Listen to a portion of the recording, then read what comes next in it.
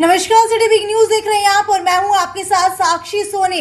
लगातार Omicron variant से जुड़ी हुई खबरें आपके सामने लाते रहे हैं, लेकिन अब जो है एक नई खबर ये निकल कर के आ रही है कि ओमिक्रॉन वेरिएंट से तो अभी तक पता नहीं लग पाया है कि संक्रमित व्यक्ति मिले हैं या नहीं मिले हैं, लेकिन हिसार की बात की जाए तो हिसार के अंदर अभी तक कोरोना का कोई भी नया केस नहीं आया है। लेकिन एक और बड़ी खबर सिरसा से निकल कर के आ रही है कि सिरसा के एलनाबाद के अंदर एक ही परिवार के लगभग 7 लोग कोरोना पॉजिटिव मिल चुके हैं। जी हाँ, एक व्यक्ति जो है एलनाबाद के अंदर कोरोना पॉजिटिव मिला, यानी कि परिवार का मुखिया मिला, और उसके साथ साथ जो है 3 दिन पहले वो कोरोना पॉजिटिव मिला था। लेकिन अब जो है एक बार दोबारा से कोरोना इस कदर फैलने लगा है कि उसका बेटा, उसकी पत्नी, उसके परिवार वाले माँ बाप और इसके साथ साथ घर के अंदर काम करने वाले 3 व्यक्ति कोरोना पॉजिटिव हो गई है, यानी कि कोरोना से संक्रमित हो गई है।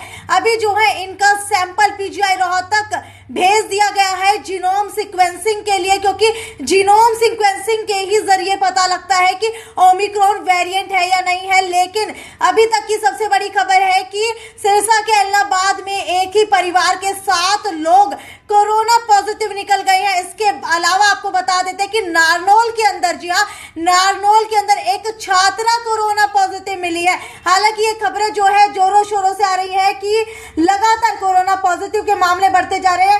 नारनौल के अंदर 8वीं की छात्रा कोरोना पॉजिटिव मिली है, तो वहीं यूके से लौटा फरीदाबाद का एक व्यक्ति जो है दिल्ली एयरपोर्ट के ऊपर ही जो टेस्टिंग के दौरान कोरोना पॉजिटिव मिल गया, जिसकी वजह से उसे जो है अभी तक दिल्ली एयरपोर्ट के अंदर ही आइसोलेट किया गया है। हालांकि आपको बता देते कि 15 दिसंबर से फ्लाइट शुरू होनी थी, लेकिन जिस तरीके से कोरोना संक्रमण के केसेस बढ़ते जा रहे हैं, इसी को लेकर के अब फ्लाइट्स जो है 15 दिसंबर से दोबारा से नहीं शुरू की जाएंगी। हालांकि आपको बता देते हैं कि ब्रेकिंग न्यूज ये है कि सिरसा के एलनाबाद में एक ही परिवार के 7 लोग कोरोना संक्रमित मिले हैं। लेकिन अब सबसे बड़ा सवाल ये है कि ये ओमिक्रॉन वेरिएंट जो है आखिरकार फैलता कैसे है? क्या ये हवा के जरिए भी फैलता है, या फिर छूने से फैलता है, या फिर सिर्फ सांस के माध्यम से ही फैलता है?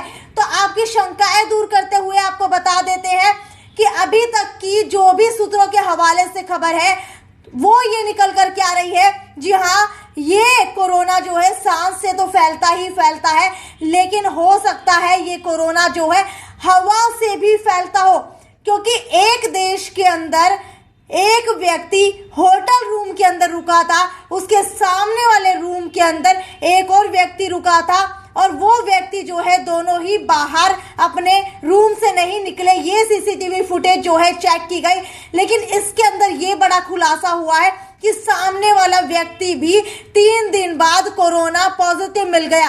तो अनुमान लगाया जा रहा है वैज्ञानिकों के अनुसार कि हो सकता है ये हवा के माध्यम से भी कोरोना जो है फैल रहा हो। लेकिन एक बहुत बड़ी खुशखबरी आप लोगों के लिए है। खुशखबरी ये है कि भारत में कोरोना की तीसरी लहर को लेकर के दहशत तो फैली हुई है, लेकिन तीसरी लहर के बीच जो है एक अच्छी खबर ये निकल करके आ रही है कि अमेरिका राष्ट्रपति जो बाइडेन के chief medical advisor doctor Anthony Fauci का ये कहना है कि नया वेरिएंट ओमिक्रॉन जो है दूसरी लहर में तबाही मचाने वाले डेल्टा वेरिएंट से कम खतरनाक है।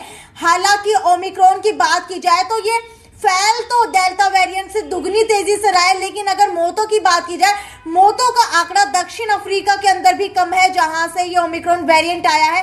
और अगर बात की जाए भारत में, तो भारत के अंदर भी भले ही ये तेजी से फैल जाए, तीसरी लहर आ भी सकती है, लेकिन ये इतना ज्यादा खतरनाक नहीं है, ऐसा जो है अभी तक अनुमान लगाया जा रहा है। आपको बता देते हैं कि हरियाणा में कोरोना संक्रमण तेजी से फैलने लगा है। 24 घंटे में ही नए मरीजों की संख्या 50% बढ़ गई है।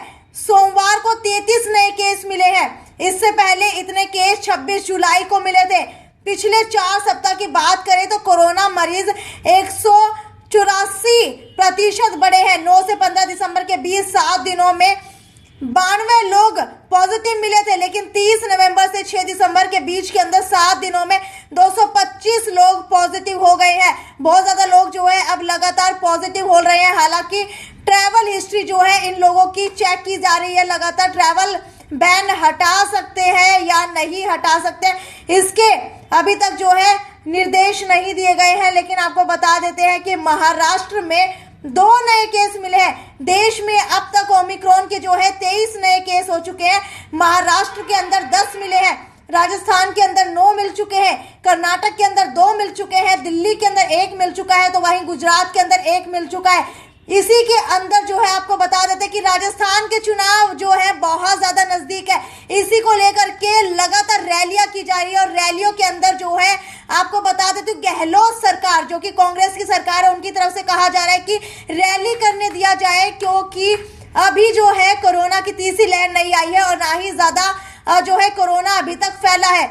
लेकिन बात की जाए, राजस्थान सरकार ने हाईकोर्ट से कहा है कि ओमिक्रॉन ज्यादा घातक नहीं है और 12 दिसंबर को होने वाली कांग्रेस की रैली को चुनौती देने वाली याचिका को खारिज किया जाना चाहिए।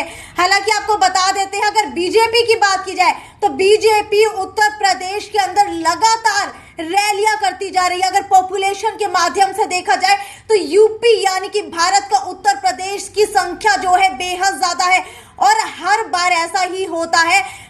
किसी भी लहर के आने से पहले चुनाव होते हैं, चुनाव के अंदर जो है लगातार बीजेपी सरकार की तरफ से, विपक्ष की सरकार की तरफ से तबाड़तोड़ रैलियां की जाती है और उस समय कोरोना नहीं फैलता। लेकिन ठीक चुनाव होने के बाद ही कोरोना की लहर जो है एकदम से गति पकड़ती है और उसके बाद एकदम से फैलना जो है शुरू हो जाती है, जिसका खामियाजा आम जनता को भुगतना पड़ता है, सरकारों को नहीं भुगतना पड़ता है।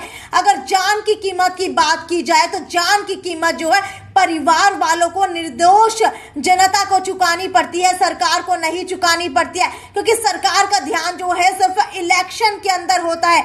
इसके अलावा आपको बता देते कि बूस्टर डोज के ऊपर अभी तक फैसला नहीं लिया गया है। सोमवार को हुई टीकाकरण पर बने राष्ट्रीय समूह की बैठक में गंभीर मरीजों को तीसरा अतिरिक्त डोज देने पर सिर्फ चर्चा हुई है, अभी तक कोई फैसला नहीं हुआ है। एक बार दोबारा से आपको बता देते हैं कि प्रदेश में फिर होने लगा है कोरोना का विस्फोट। 24 घंटे में नए केस जो है 50% बढ़े हैं, 33 पॉजिटिव केस मिले हैं। हालांकि आपको क्या लगता है कि इलेक्शन ज्यादा जरूरी है या फिर आम जनता की जान ज्यादा जरूरी है? क्या इलेक्शन के अंदर रैलियां करना जरूरी है या फिर आम जनता के लिए मेडिकल सुविधाएं उपलब्ध कराना ज्यादा जरूरी है? आपकी जो भी राय है वो मुझे नीचे कमेंट सेक्शन के अंदर लिख करके बताइए। और हो सकता है कि इन्हीं चुनावों की वजह से जो है तीसरी लहर को न्योता मिल जाए और तीसरी लहर के कारण फिर कई आम निर्दोष जनता की जान चली जाए। हालांकि हो सकता है कि ज्यादा जो है हड़कंप ना मचे, ज्यादा तबाही ना हो, ज्यादा लोगों की जाने ना जाए, लेकिन एक एक जान की कीमत वो समझता है जिसका परिवार एक व्यक्ति के ऊपर डिपेंडेंट होता है। आपकी क्या राय है इस बारे में? क्या इलेक्शन होने ज्यादा जरूरी है? क्या